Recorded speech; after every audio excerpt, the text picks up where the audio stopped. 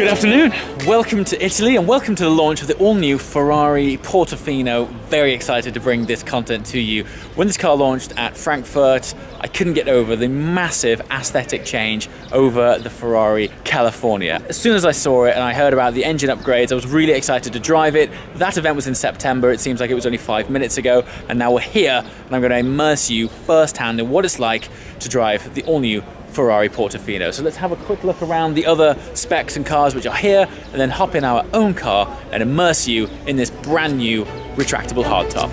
Let's hit it.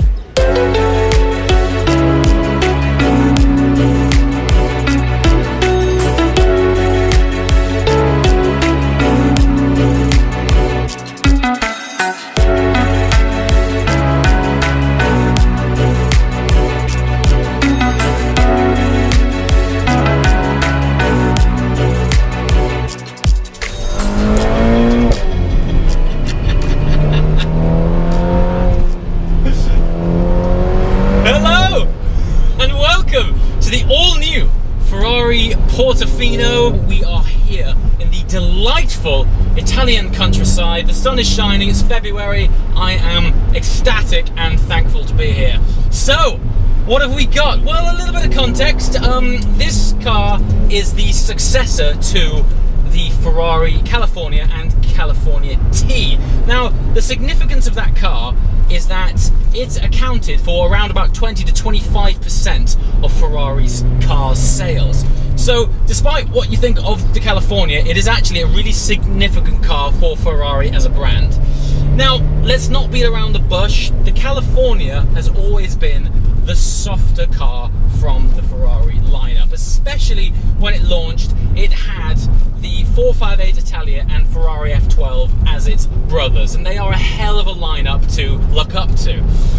But things have changed. The world has moved on. Ferrari as a brand is going quite strongly turbocharged, particularly with its 488 GTB, and this is following suit. Now, what's interesting is this is an evolution of the engine that is in the Ferrari California T. That car, when I first drove it, it was just a bit of a non-event. For me, it wasn't a particular... It didn't give me the Ferrari fizz that I typically associate with being in this brand. I think when you approach these cars, the mere mention of the word Ferrari sort of draws up these connotations which have been founded in history based on passion, performance, soul, just almost tangible energy of what these cars will feed back to its driver. And while the original California had a naturally aspirated V8 engine, and it kind of made up for its softer GT traits by having audible delight, the California T for me fell short and basically was a lovely Grand Tourer, but lacked the sort of sparkle that I typically expect out of a prancing horse.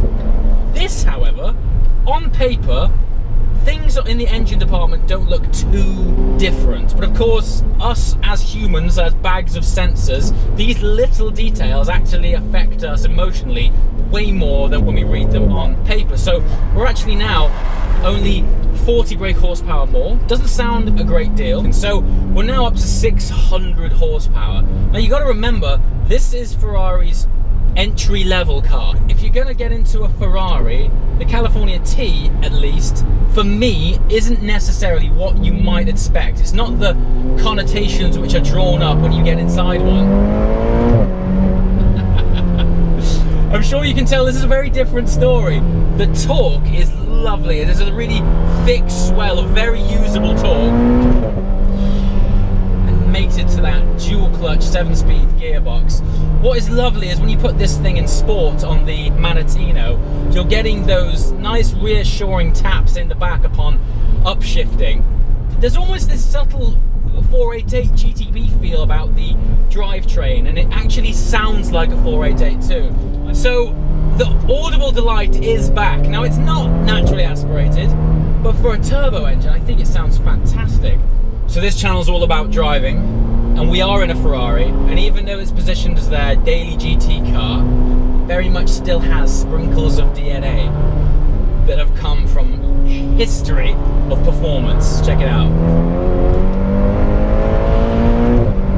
Wow. Lovely. It's the torque. You really turbocharged engine, it does not rev out quite as high as their naturally aspirated counterparts.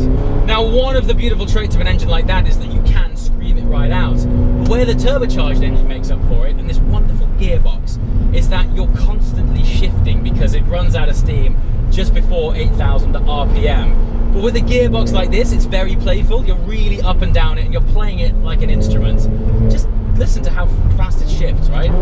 So we're in second now, third, fourth, and you're compelled again to shift back down, and now we're into second.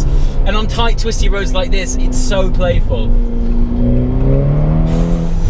Of course, this car takes on a whole new life of its own because this is a retractable hardtop convertible. So with the press of this button here, in 14 seconds, we now have an entirely different driving experience.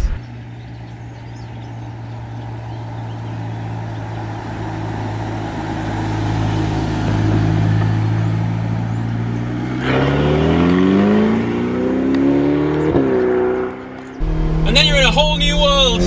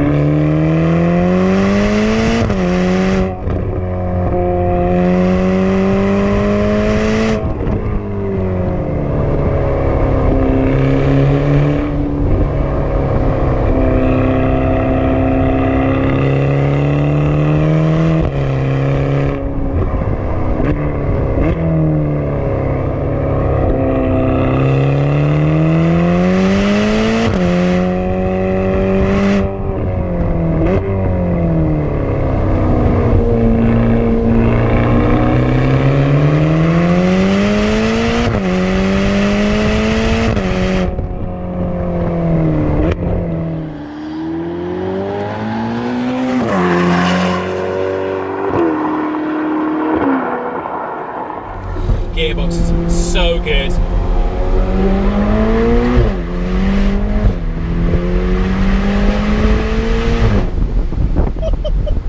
So there's something interesting. Earlier on I was talking about the amount of torque that this car has. Ferrari have implemented a system which basically manages the torque in each gear you're in. So you don't have 100% of torque available all of the time. And that at first might sound like you're being shortchanged, but in actual fact, it allows you to get the most traction possible because it optimizes the amount of torque in first, second, third gear to apply the most amount of traction to the floor. If this thing gave you all of the torque it's got, you just spin up the wheels. So you've always got a lovely amount of traction, even though by the ECU, you're not necessarily using as much torque as there is available. Very trick, you wouldn't know it was there, but when you feel that swell of torque, you're really thankful for it. Funnily enough, the road surface we're on right now, particularly slippy, and it just puts that traction down in. It's gorgeous. So the biggest takeaway for me, first of all, the difference, the changes in this car over the Cali T is so much bigger than I expected. I'll say it straight, I just wasn't a fan. The California T for me just really missed the mark in terms of, look, it was a very good car, but for me it didn't represent what the badge stands for me. This car, very similar engine, but whatever magic dust they've sprinkled on it back at Maranello has worked wonders. You've heard it, you've just heard that thing firsthand. It sounds much more like a 488. It handles beautifully. You know, there's not a great deal to criticize. It's just a lovely environment to be.